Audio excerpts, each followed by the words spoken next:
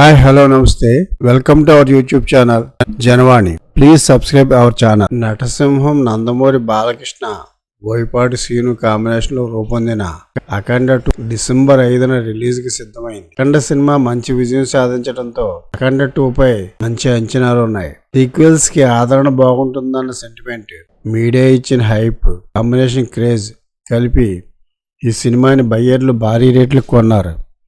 ఇప్పటి వరకు బాలకృష్ణ సినిమాలో హైయెస్ట్ కలెక్షన్స్ వచ్చిన షేర్కి రెట్టింపు వస్తే తప్ప బయ్యర్లు బయటపడరు. అంత రేట్లు పెట్టి ఈ సినిమాను కొనడం విచిత్రమే. నిజంగా ఆ రేట్లు కొన్నారా లేదా హైప్ పెంచడం కోసం పెద్ద రేట్లు చెబుతున్నారా తెలియదు. నిజమైతే మాత్రం బయ్యర్లు రిస్క్లో ఉన్నట్టు లెక్క. బాలకృష్ణకు బోయపాటి కాంబినేషన్లో అన్ని హిట్లే ఉన్నాయి. అయితే సింహ, లెజెండ్ సినిమాలతో పోలిస్తే అఖండ మూవీ వీక్. రిలీజ్ డేట్ కలిసి రావడం వల్ల అఖండకి బెటర్ కలెక్షన్స్ వచ్చాయి. 2021లో కరోనా సెకండ్ వేవ్ కారణంగా భారీ సినిమాలు అన్ని 2022కి వాయిదా పడ్డాయి. 2021లో ఏప్రిల్లో వచ్చిన వకీల్ సాబ్ తర్వాత దాదాపు 8 నెలల గ్యాప్ తో వచ్చిన మిడ్ రేంజ్ మూవీ అఖండ.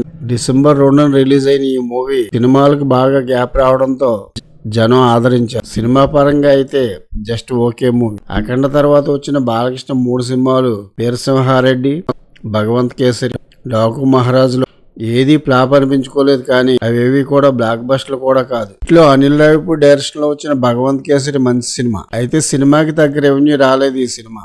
ఈ 4 సినిమాల్లో కానీ బాలకృష్ణ కెరీర్ లో కానీ హైయెస్ట్ కలెక్షన్స్ వచ్చిన సినిమా వీరసింహారెడ్డి. 2023 సంక్రాంతికి వచ్చిన ఈ మూవీ వరల్డ్ వైడ్ గా 65 కోట్ల పైగా షేర్ వసూలు చేసింది. అయితే బిజినెస్ 75 కోట్లకు జరగడంతో ఇది అభయావర స్థాయి సినిమాగా నిలిచింది.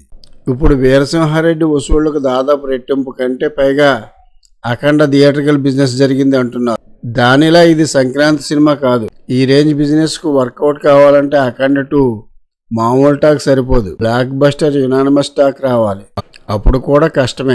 ఎంత గొప్ప టాక్ వచ్చినా వీకెండ్ తర్వాత వచ్చే సోమవారం నాటికి కలెక్షన్స్ జారిపోతున్న పరిస్థితులు ప్రతి సినిమాకి చూస్తున్నాం. మరి ఇలాంటి పరిస్థితుల్లో అఖండ 2 ఏ రేంజ్ సక్సెస్ సాధిస్తుందో, బయ్యర్ల పరిస్థితి ఏంటో మరో 4 రోజుల్లో తేలిపోతుంది.